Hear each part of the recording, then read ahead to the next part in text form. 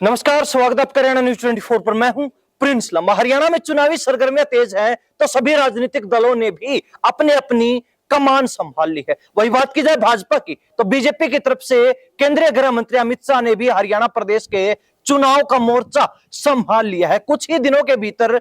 गृह मंत्री अमित शाह का हरियाणा में दूसरा दौरा, यानी कि अहिरवाल क्षेत्र को साधने पहुंचे केंद्रीय गृह मंत्री अमित शाह अब मनोहर लाल खट्टर के मारे हुए नेताओं की संजीवनी के रूप में सामने आए हैं। यानी कि वो नेता जिनकी राजनीति पर मनोहर लाल खट्टर ने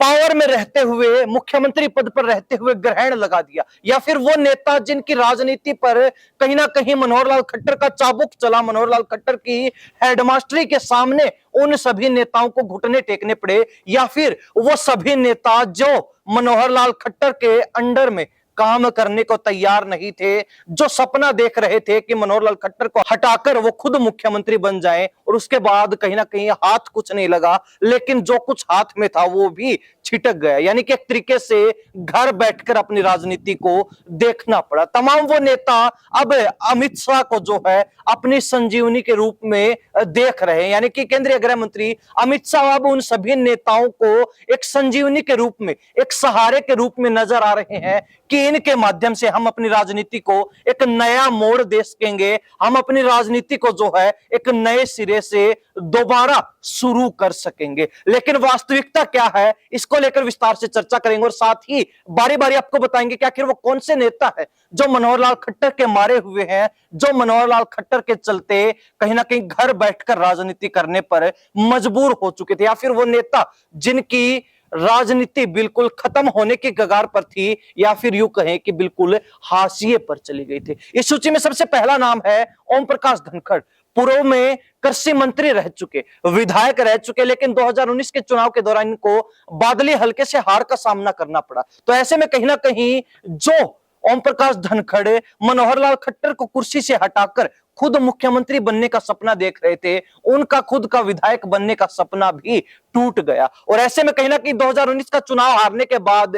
ओम प्रकाश धनखड़ की राजनीति नीचे जाती रही, उनका राजनीतिक ग्राफ जो है वो गिरता ही रहा। हालांकि बीच में ओम प्रकाश धनखड़ को भी मौका मिला कि वो अपनी राजनीति को एक नए सिरे से शुरू कर सके, अपनी राजनीतिक पारी को एक नया टर्न दे सके, एक नया मोड़ दे सके, लेकिन वो ऐसा करने में भी नाकामयाब रहे। हालांकि भाजपा की तरफ से उनको प्रदेश की इकाई का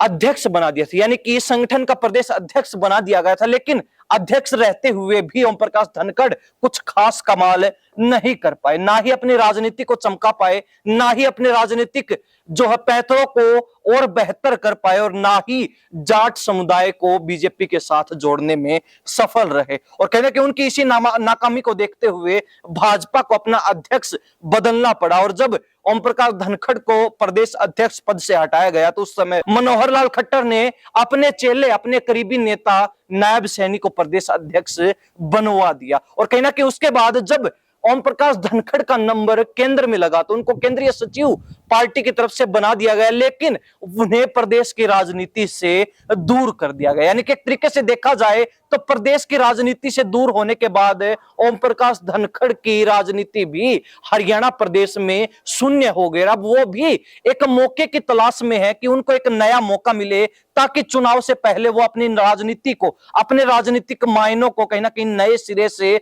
शुरू कर सकें और अपनी पृष्ठभूमि को सुधार सके। लेकिन अब कहीं ना कहीं केंद्रीय गृह मंत्री अमित शाह ही उनको एक संजीवनी के रूप में नजर आए, क्योंकि हाल ही में जब अमित शाह महेंद्रगढ़ जिले में जनसभा को संबोधित करने पहुंचे तो वहां पर उन्होंने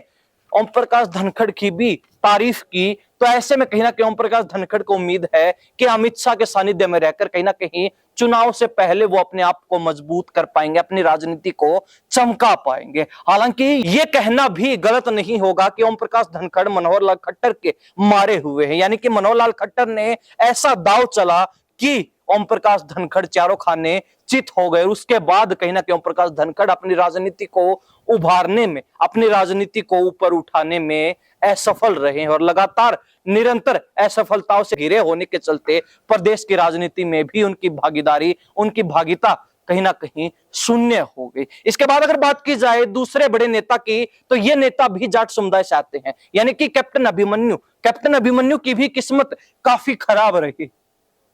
हालांकि पूर्व में वित्त मंत्री जरूर रहे, लेकिन 2019 का चुनाव हारने के बाद इनको बीजेपी की तरफ से कोई खास अवसर, कोई खास मौका नहीं मिला कि वो अपनी राजनीतिक शुरुआत जो है दोबारा से कर सके, अपनी राजनीति को और भी बेहतर तरीके से निखार सके। हालांकि कैप्टन अभिमन्यु ने अपनी तरफ से प्रयास करने में कोई कसर नहीं छोड़ी। कैप्टन अभिमन्यु हर जगह जो अपनी टांग फंसाते रहे, लेकिन उनकी एक बार भी दाल नहीं गली। चाहे लोकसभा चुनाव की बात हो, उस समय भी कैप्टन अभिमन्यु ने कहा कि वो हिसार लोकसभा से चुनाव लड़ने को तैयार है, लेकिन पार्टी ने उनकी नहीं सुनी, नहीं मानी और उनको साइड कर दिया गया। और कहीं ना कहीं पार्टी का उनको साइड करने का फैसला भी गलत ठहरा। रणजीत चौटाला को टिकट देकर पार्टी भी बुरी तरीके से फंस गए और हिसार लोकसभा सीट पर हार का सामना करना पड़ा। हालांकि राजनीतिक जानकारों का यही मानना है कि कैप्टन अभिमन्यु को अगर हिसार से टिकट मिलती तो वो सीट भाजपा आसानी से जीत सकती थी। लेकिन कहीं ना कहीं बीजेपी को भी अपनी गलती पर पछतावा जरूर हुआ कि अपने लोगों की बजाय बाहरी लोगों पर अत्यधिक भरोसा करना भी घाटे का सौदा साबित हो सकता है। हालांकि इसके बाद जब राज्यसभा में जाने की बात आई तो उस समय भी कैप्टन अभिमन्यु तैयार खड़े थे और उन्होंने हाईकमान के नेताओं से भी काफी बार मुलाकात करी, लेकिन उस समय भी उनकी दाल नहीं गली। और पिछली बार जब राज्यसभा चुनाव हुए तो उस समय सुभाष बराला, जो कि मनोहर लाल खट्टर के बेहद करीबी जाट नेताओं में माने जाते हैं, मनोहर लाल खट्टर के बेहद खास नेता माने जाते हैं, उनको राज्यसभा में भेज दिया गया और कैप्टन अभिमन्यु फिर जो है घर बैठे बिठाए रह गए। हालांकि एक बार फिर राज्यसभा चुनाव होना है तो ऐसे में कैप्टन अभिमन्यु की दावेदारी दोबारा सामने आ रही है। लेकिन देखने वाली बात यह रहेगी कि कैप्टन अभिमन्यु की दाल गल पाती है या फिर इस बार भी उनको सिरे से नकार दिया जाएगा, सिरे से जो है खारिज कर दिया जाएगा। लेकिन कहीं ना कहीं कैप्टन अभिमन्यु अपने प्रयासों में पीछे नहीं हट रहे। हालांकि ये कहना यहां भी गलत नहीं होगा कि कैप्टन अभिमन्यु भी मनोहर लाल खट्टर के ही मारे हुए हैं, मनोहर लाल खट्टर के ही सताए हुए हैं। खट्टर साहब का ऐसा चाबुक चला कि दोबारा कैप्टन अभिमन्यु जो है अपनी राजनीति को ऊपर उठा ही नहीं पाए। हालांकि इसके बाद अगर बात की जाए तो अगला नाम आता है रामविलास शर्मा का। प्रोफेसर रामविलास शर्मा पूर्व शिक्षा मंत्री, लेकिन 2019 के चुनाव में इनको भी सामना करना पड़ा। हालांकि इन जिन तीन नेताओं का जिक्र हमने किया, तीनों नेता वो नेता हैं जिनका नाम जो है मनोहर लाल खट्टर को मुख्यमंत्री की कुर्सी से हटाने वालों में जोड़ा जाता है, लेकिन ये अपने प्रयासों में असफल रहे और कहीं ना कहीं इनकी असफलता इन पर इतनी भारी पड़ी कि अगला चुनाव ये नहीं जीत पाए। यानी कि मनोहर लाल खट्टर ने इन सभी नेताओं को जमीनी हकीकत से रूबरू करवा दिया, हार का मजा चखा दिया। रामविलास शर्मा का नाम भी सूची में शामिल है क्योंकि प्रोफेसर रामविलास शर्मा को भी खट्टर साहब ने नहीं छोड़ा। खट्टर साहब का चाबुक ऐसा चला कि प्रोफेसर रामविलास शर्मा ना ही विधायक बन पाए और ना ही उसके बाद कोई इनको बड़ी जिम्मेवारी मिल पाए। यानी कि प्रदेश अध्यक्ष का जब जिक्र आता है तो इनका चर्चा जरूर चलता रहा, लेकिन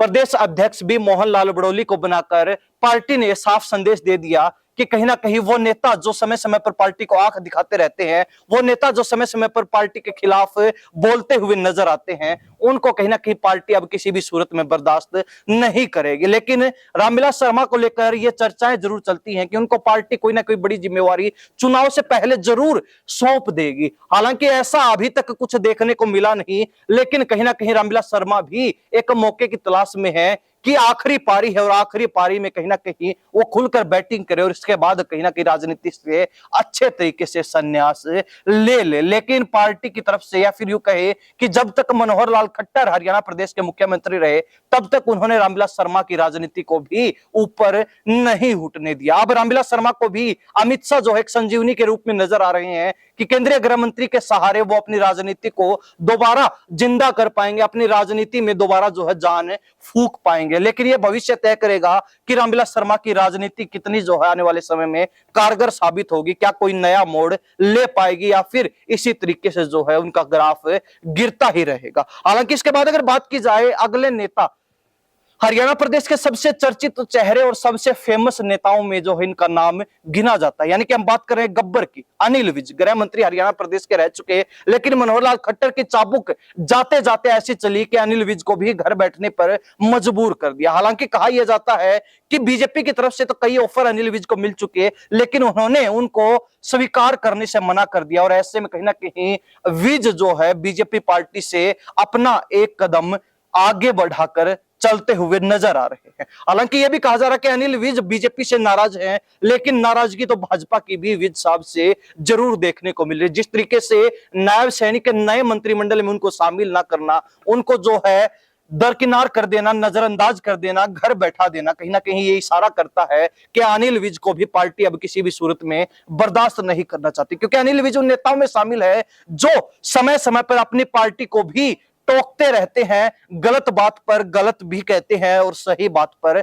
सही भी ठहराते हैं। यानी कि सही को सही और गलत को गलत बोलना भी अनिल विज को भारी पड़ गया, और अब कहीं ना कहीं उनको भी अपनी राजनीतिक जमीन बचाने के लिए काफी मशक्कत करनी पड़ रही है। हालांकि अपने खुद के हलके में अनिल विज लगातार सक्रिय नजर आ रहे हैं, लेकिन इससे बाहर निकलकर पार्टी के लिए कोई कुछ खास फायदेमंद पिछले लोकसभा चुनाव में इस बार जो है विधानसभा चुनाव को लेकर भी अभी तक साबित नहीं हो पाया। ऐसे में कहा जा सकता है कि अनिल विज को घर बैठाने से जहां भाजपा को नुकसान हुआ, तो वहीं बीजेपी की तरफ से भी अब अनिल विज को कुछ ना कुछ नुकसान जरूर हो रहा है। लेकिन कहीं ना कहीं अनिल विज को घर बैठाना बीजेपी के लिए आने वाले समय में घाटे का साबित हो सकता है, ये जनता का मानना है, ये हरियाणा प्रदेश के लोगों का मानना है और अनेक राजनीतिक जानकारों का भी यही कहना है। हालांकि इसके अलावा अगर बात की जाए अरवल क्षेत्र के नेताओं में, जब रामविलास शर्मा का चर्चा हो तो इसके अलावा और भी एक ऐसे नेता हैं जो मनोहर लाल खट्टर के मारे हुए, या फिर यूं कहें कि मनोहर लाल खट्टर राव इंद्रजीत सिंह ने मिलकर इस नेता को पहले काटा और अब कहीं ना कहीं ये नेता भी आगे बढ़ने के लिए लगातार मशक्कत करते हुए नजर आ रहे हैं। हम बात कर रहे हैं राव नरबीर सिंह की। राव नरबीर सिंह जो कि अरवल क्षेत्र में राजघराने से आते हैं, पिछली बार जब विधायक बने, यानी कि पिछले कार्यकाल में जब ये विधायक रहे, तो उस समय कहीं ना कहीं इनकी कई नेताओं से जमती नहीं थी, पटती नहीं थी, लेकिन कहीं ना कहीं उसका खामियाजा इनको 2019 के चुनाव में उठाना पड़ा, जहां राव नरबीर सिंह चुनाव तो हारते ही हैं, साथ ही पार्टी की तरफ से भी इनको घर बैठाने का काम कर दिया जाता है। यानी कि राव इंद्रजीत सिंह समय समय पर पार्टी के तमाम बड़े नेताओं के साथ, चाहे प्रधानमंत्री की बात हो, चाहे केंद्रीय गृह मंत्री की बात हो, सभी के साथ मंच साझा करते हुए नजर आते हैं। चाहे सुधा यादव की बात हो, वो भी तमाम मंचों पर नजर आती है। चाहे भूपेंद्र सिंह यादव की बात हो, वो भी तमाम मंचों पर नजर आते हैं। चाहे रामविलास शर्मा की ही बात क्यों ना हो, वो भी सभी बड़े नेताओं के साथ जनसभाओं में और मंच साझा करते हुए नजर आते हैं। लेकिन राव नरबीर सिंह का जब जिक्र आता है तो कहीं ना कहीं वो राजनीतिक पृष्ठभूमि से गायब और नदारद नजर आते हैं। यानी कि पिछले लंबे अरसे से राव नरबीर सिंह जो है सक्रिय भूमिका में नजर नहीं आया। ऐसे में यह कहा जा सकता है कि मनोहर लाल खट्टर की हेडमास्टरी के नीचे रहकर राव नरबीर सिंह का भी एक तरीके से पत्ता कट गया है, फिर यूं कहें कि उनकी राजनीति को खत्म कर दिया गया, उनकी राजनीति को सिरे से खारिज कर दिया गया, नकार दिया गया। हालांकि वो तमाम नेता, चाहे ओम प्रकाश धनखड़ की बात हो, चाहे कैप्टन अभिमन्यु की बात हो, चाहे रामविलास शर्मा की बात हो, चाहे अनिल विज की बात हो, चाहे राव नरबीर सिंह की बात हो, या फिर इसके अलावा अगर कुछ नेताओं की ओर बात की जाए जो कि कांग्रेस छोड़कर भाजपा में आए थे, लेकिन बीजेपी में जिस आस और उम्मीद के साथ आए, उनकी वो ना तो उम्मीदें पूरी हुई, ना वो आस जो है बरकरार रही। यानी कि एक तरीके से देखा जाए तो उन नेताओं को भी तोड़ने का काम भाजपा ने कर दिया, उन नेताओं को भी झटका देने का काम बीजेपी ने कर दिया, जिसमें सबसे पहला नाम कुलदीप बिश्नोई का तो दूसरा नाम किरण चौधरी का आता है। हालांकि दोनों ही नेता और नेत्री राज्यसभा में जाने को लेकर भी संघर्ष करते हुए नजर आ रहे हैं। चर्चाएं जरूर चलती हैं, लेकिन दोनों नेताओं को अब तक कोई भी बड़ी जिम्मेवारी, कोई भी बड़ी भागीदारी बीजेपी पार्टी की तरफ से नहीं मिल पाई है। तो ऐसे में कहा जा सकता है कि बीजेपी अब बाहरी नेताओं पर तो शायद ही ज्यादा भरोसा कर पाए, लेकिन अपने नेताओं को भी फिलहाल मनाने में असफल रही है, विफल रही है। और ये तमाम नेता जिनकी राजनीति फिलहाल हाशिए पर जा चुकी है, जो एक मौके की तलाश में है कि इनको समय रहते एक मौका मिले, एक चांस मिल जाए और अपनी राजनीति में चार चांद लगा सके, अपनी राजनीति को चमका सके, तो इनको संजीवनी के रूप में अब अमित शाह ही नजर आए, क्योंकि तमाम नेताओं का जिक्र अमित शाह ने अपने संबोधन के माध्यम से किया। तो ऐसे में नेताओं की उम्मीदें अब शाह से जुड़ चुके हैं कि शाह ही कुछ कारनामा करेंगे और उनके कारनामे के चलते इनकी राजनीति में जो है जान फूक जाएगी। लेकिन कहीं ना कहीं तमाम नेताओं को यह सोचना चाहिए कि आखिर उनकी राजनीति हाशिए पर जाने का प्रमुख कारण क्या रहा। मनोहर लाल खट्टर जो कि 9.5 वर्ष तक मुख्यमंत्री रहे हरियाणा प्रदेश के, लेकिन अब केंद्र की राजनीति में जा चुके, केंद्रीय मंत्री बन चुके, लेकिन उनकी हरियाणा की राजनीति में भागीदारी अब भी कम नहीं हुई है। जिस तरीके से मनोहर लाल खट्टर चाहते हैं, ठीक उसी तरीके से हाईकमान, शीर्ष नेतृत्व भाजपा का हरियाणा प्रदेश में बदलाव करता है। यानी कि अगर नया प्रदेश अध्यक्ष बना तो वो भी मनोहर लाल खट्टर की पसंद का, नया मुख्यमंत्री बनाया गया वो भी मनोहर लाल खट्टर की पसंद का, अगर राज्यसभा में किसी सांसद को भेजना हरियाणा प्रदेश से, किसी नेता का नाम चयनित करना है तो वो भी मनोहर लाल खट्टर की ही देन है। या फिर यह कहा जाए कि लोकसभा चुनाव में जो भी टिकटें बांटी गई उसमें भी मनोहर लाल खट्टर का